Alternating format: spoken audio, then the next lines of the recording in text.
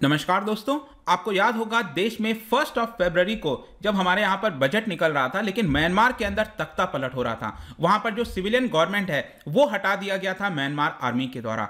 तो यहां पर अब क्या हुआ है कि एक यूएस का जर्नलिस्ट है जिसको 11 साल की यहां पर जेल 11 साल की सजा सुना दी गई है। ये आप देख सकते हो, US journalist jail for 11 years in army rule Myanmar. तो इसके बारे में आपको बताऊंगा एग्जैक्टली हो क्या रहा है, जो म्यांमार और यूएस है उसके बीच में क्यों कन्फ्रंटेशन देखने को मिल रहा है, करंट में सिचुएशन क्या है, काफी कुछ जानने को है। चलिए आगे बढ़ते हैं, लेकिन उसके पहले अगर आप यूपीएससी या फिर किसी भी एग्जाम की तैयारी कर रहे हैं तो आप हमारे ऐप को डाउनलोड कर सकते हैं या फिर studyIQ.com विजिट कर सकते हैं। वहां पर सारी जानकारी आपको मिल जाएगी। तो इसके बारे में मैं आपको बताऊं उसके पहले यहां पर थोड़ा सा हम देख लेते हैं कि हुआ क्या था। 1 फरवरी जैसा मैंने आपको बताया, जो सिविलियन गवर्नमेंट है उसको यहां पर म्यांमार की मिलिट्री ने, जनता जिसको वहां पर कहते हैं, उनके द्वारा इनको हटा दिया गया था। बेसिकली अगर आप देखो तो 2020 का इलेक्शन हुआ। 2020 में नवंबर दिसंबर महीने में इलेक्शन हुआ था, जिसमें यहां पर जो ऑंग सैन सू की पार्टी है एनएलडी, वो भारी बहुमत से जीती थी, बहुत ज्यादा। यहां पर इनफैक्ट मैं आपको बताऊं तो म्यांमार की आर्मी एक अपनी प्रॉक्सी पार्टी रखी हुई है, मतलब कि उनकी भी एक प्रकार से पार्टी है जो कि इलेक्शन वगैरह लड़ती है। वो पूरी तरह से हार गई थी। आगे चलकर यहां पर जो म्यांमार है उनके द्वारा यहां पर जो उनकी आर्मी है उन्होंने ये कहा कि जो इलेक्शन वगैरह हुआ था 2020 में वो पूरी तरह से गलत था, और एलिगेशन लगाया कि इरेगुलरिटीज वहां पर आपको देखने को मिलेगी। और इसी की वजह से जो म्यांमार की आर्मी है उन्होंने ये कह दिया तख्ता पलट करते हुए कि यहां पर इमरजेंसी जैसे हालात हैं और 1 साल के लिए इमरजेंसी को यहां पर लगा दिया। और अभी लेटेस्ट यहां पर रीसेंट खबर अगर आप देखोगे तो इस इमरजेंसी को 2 साल के लिए बढ़ा दिया गया है।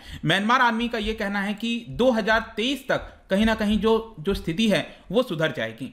तो देखते हैं आगे यहां पर क्या होता है। लेकिन एक जो बहुत इंपॉर्टेंट खबर आई है जिसकी वजह से फर्दर यूएस और म्यांमार के बीच में कन्फ्रंटेशन देखने को मिल सकता है, वो ये है कि अभी फ्राइडे को ही जो यूएस के एक जर्नलिस्ट हैं डैनी फेंस्टर, उनको 11 साल की जेल की सजा सुनाई गई है।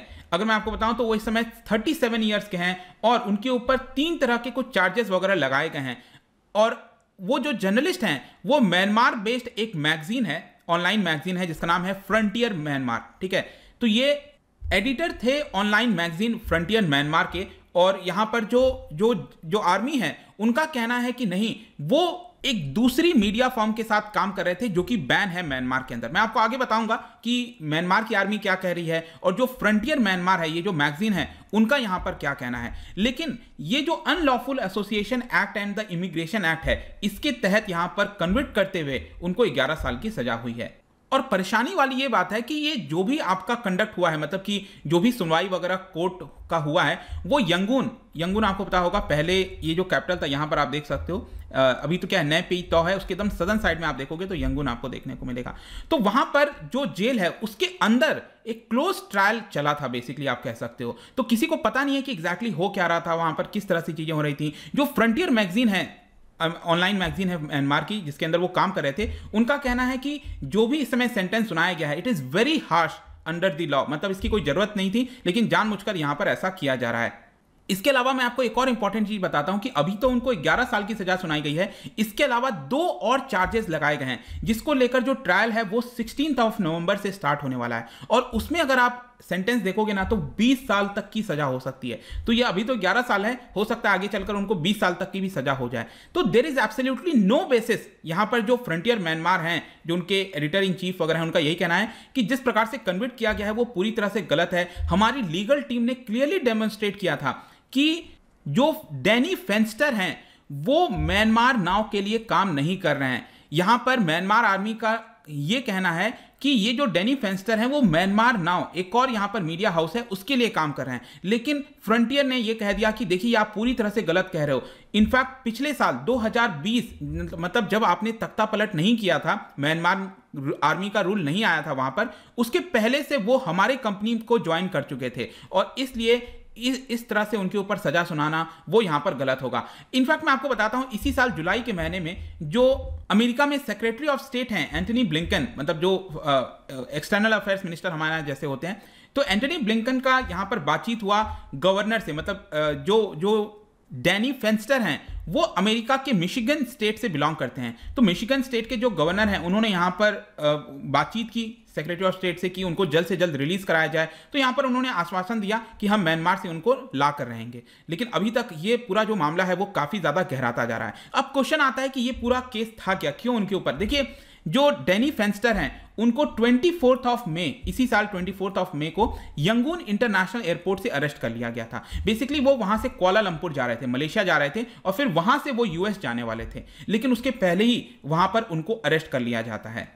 और जैसा मैंने बताया, अरेस्ट क्यों किया गया, उनके ऊपर आरोप लगा कि आप म्यांमार नाउ के लिए काम करते हो। म्यांमार नाउ वो यहां पर मीडिया हाउस है जो कि बैन है। टोटल 5 इंडिपेंडेंट मीडिया ऑर्गेनाइजेशन है, म्यांमार मिलिट्री रेजिम ने यहां पर उनको बैन कर दिया था 8 ऑफ मार्च को ही इसी साल, और इसी की वजह से उनको पर आरोप लगाया गया क्योंकि आप इसके अंदर काम कर रहे हो, आपके ऊपर सजा सुनाई जाएगी। 27 ऑफ मार्च को इनफैक्ट मैं आपको बताऊं तो इस समय जो डिपार्टमेंट है म्यांमार के अंदर, उन्होंने एक कंप्लेन किया। उन्होंने ये कहा कि जितने भी रिस्पॉन्सिबल एडिटर्स हैं म्यांमार के अंदर उनको अरेस्ट किया जाए अंडर सेक्शन 505A। बेसिकली क्या हुआ था कि तख्ता पलट करने के बाद 1 फरवरी के बाद से म्यांमार की आर्मी ने यहां पर कुछ चेंजेस कर दिए पीनल कोड वगैरह में, और ये फरवरी में ही चेंजेस किए गए थे, और जिसके तहत जो जर्नलिस्ट हैं, एक्टिविस्ट हैं, सोशल मीडिया यूजर्स हैं, उनके ऊपर लगातार इसका इस्तेमाल किया जाता है। और वही सेम चीज यहां पर इस सेक्शन का 505A का डैनी फेंस्टर के ऊपर भी किया गया। अब इस पर्टिकुलर सेक्शन में अगर आप देखोगे ना तो वही चीजें लिखी गई हैं कि कोई भी पर्सन यहां पर इंटेंट करता है, कॉज करता है,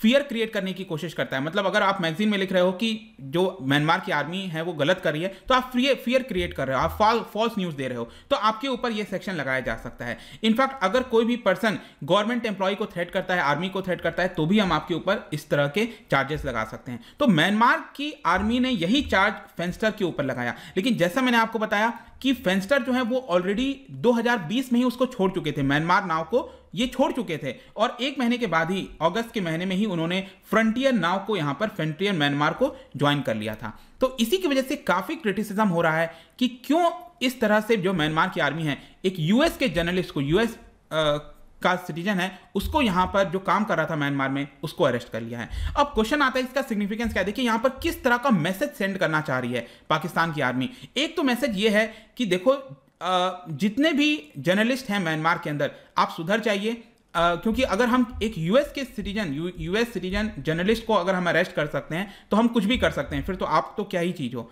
तो ये एक तरह का मैसेज सेंड करने की कोशिश की जा रही है। दूसरा मैसेज डायरेक्टली यूएस को है कि आप हमारे ऊपर सैंक्शंस लगा दोगे, इकोनॉमिक सैंक्शंस लगा दोगे, तो हम इससे डरने वाले नहीं हैं। आप जितना हमारे ऊपर प्रहार करोगे, हम बैकलैश यहां पर आपको देखने को मिलेगा। एक प्रकार की जो होस्टेज डिप्लोमेसी है वो अब आपको देखने को मिलेगी। होस्टेज डिप्लोमेसी क्या होता है कि अब म्यांमार की आर्मी ने उनको अरेस्ट कर लिया है, तो कुछ नेगोशिएशंस वगैरह होगा, तो अगर वो मान जाएंगे, इकोनॉमिक सैंक्शंस वगैरह हटा देंगे, तो हो सकता है फिर उनको यहां पर छोड़ दिया जाए जर्नलिस्ट को। देखते हैं यहां पर क्या होता है। लेकिन रिसेंटली आपको मैं बताऊं तो आसियान वगैरह की मीटिंग हुई थी, जो साउथ ईस्ट एशियन नेशंस हैं, टोटल 10 कंट्रीज आते हैं इसके अंदर। तो जब ये मीटिंग हो रही थी तो यहां पर म्यांमार का मिलिट्री लीडर जो है उसको बैन कर दिया था कि आप समिट में पार्टिसिपेट नहीं कर सकते हो, आप पहले जो सिविलियन गवर्नमेंट है उसको रीस्टोर करो। तो यहां पर इसको लेकर जो म्यांमार है, ऑब्वियस सी बात है, वो पसंद नहीं आया। तो ये भी एक कारण हो सकता है जिसकी वजह से आप कह सकते हैं कि यूएस के जर्नलिस्ट को यहां पर अरेस्ट कर लिया गया है, 11 साल की सजा सुना दी गई है। और इसीलिए जो बाइडन और इंडोनेशिया के जो प्रेसिडेंट है विडोडो, उन लोगों ने यही मांग किया है कि जल्द से जल्द प्रिजनर्स को रिलीज करना चाहिए, सभी लोगों को यहां पर रिलीज कर देना चाहिए। करंट सिचुएशन अगर मैं बात करूं म्यांमार के अंदर, तो देखिए बहुत ज्यादा हालात जो है वो गहराते जा रहे हैं। स्पेशली जब मैं देखता रहता हूं इसके बारे में, तो हर रोज कुछ ना कुछ आपको देखने को मिलेगा। इतने लोग मारे गए, करीब बताया जाता है कि 1229 पीपल अभी तक पूरे तख्ता पलट के दौरान यहां पर मारे जा चुके हैं। ये तो ऑफिशियल आंकड़ा, बाकी और ज्यादा हो सकता है। 9500 लोगों को अरेस्ट किया जा चुका है। जब भी कोई प्रोटेस्ट होता है तो यहां पर लोगों को अरेस्ट कर लिया जाता है, उनको मारा जाता है। टॉर्चर टू डेथ अगर आप देखोगे तो 131 लोगों के ऊपर किया गया है वायलेंस। और इसी की वजह से क्या हुआ है, अगर आप देखिए म्यांमार के अंदर स्पेशली नदन साइड वगैरह में काफी ज्यादा लोग रेसिस्ट कर रहे हैं। कुछ आपने सुना भी होगा कि मिजोरम के अंदर, चिन स्टेट जो है यहां पर म्यांमार में, वहां से लोग बॉर्डर क्रॉस करके मिजोरम में आ रहे हैं, जिसकी वजह से मिजोरम और सेंट्रल गवर्नमेंट के बीच में भी कुछ प्रॉब्लम्स आपको देखने को मिल रही है। मिजोरम के जो लोग हैं वो काफी ज्यादा सहानुभूति रखते हैं यहां पर जो लोग रह रहे हैं, क्योंकि काफी ज्यादा उन दोनों के बीच में आप देखिए तो एथिकल टाइज देखने को मिलेंगे। तो वो लोग कहते हैं कि ठीक है, अगर वो लोग को डर लग रहा है, वो म्यांमार मिजोरम में आना चाहते हैं, तो वो आ सकते हैं यहाँ पर। लेकिन सेंट्रल गवर्नमेंट कह रही है कि देखिए हमने किसी प्रकार का यहाँ पर जो एग्रीमेंट है, जो रेफ्यूजी को लेकर स्टेटस है, ये हमने अभी साइन नहीं किया है, तो ये उनको अलाउ करना सही नहीं होगा। तो ये एक अलग प्रॉब्लम चल रहा है। तो यहाँ से जो बहुत सारे लोग यहाँ पर आर्मी के खिलाफ खड़े हो गए हैं, वो लोग अब क्या कर रहे हैं कि जो पास का यहां पर देश है थाईलैंड वगैरह, वहां पर क्रॉस करने की कोशिश कर रहे हैं। तो ये सारे सिचुएशन आपको देखने को इस समय मिलेगा। सिचुएशन सही नहीं है, बट आई होप कि इस वीडियो के माध्यम से ये जो वाला जो पूरा मामला था यूएस जर्नलिस्ट का, ये आपको समझ में आ गया होगा। जाने से पहले एक इंटरेस्टिंग क्वेश्चन, आपको पता होगा कि एक कॉर्पोरेशन इनिशिएटिव है जिसका नाम है MGC, मेकोंग गंगा कॉर्पोरेशन। इसको लॉन्च किया गया था इन द ईयर 2000 में। क्या आप बता सकते हो कि कौन सा देश इसका पार्ट नहीं है? कौन सा देश इसका पार्ट नहीं है, ये आपको यहां पर बताना है। इसका राइट आंसर आपको पता ही है, मेरे इंस्टाग्राम पर तो मिलेगा ही, और वहां पर अगर आप नहीं हो कोई बात नहीं, आप टेलीग्राम से भी डायरेक्टली जाके आंसर ले सकते हैं। मैं कई सारे MCQs यहां पर डालता रहता हूं स्टोरीज के फॉर्म में, आप जाकर प्ले कर सकते हो। बाकी अगर आपको PDF चाहिए तो टेलीग्राम पर आइए, अलग अलग सोशल मीडिया पर भी आप जुड़ सकते हैं। साथ ही साथ UPSC या फिर किसी एग्जाम की तैयारी कर रहे हैं तो आप हमारे ऐप को डाउनलोड कर लीजिए। आई होप कि वीडियो आपको पसंद आया होगा। मिलता हूं आपसे next time, till then thank you very much, see you soon.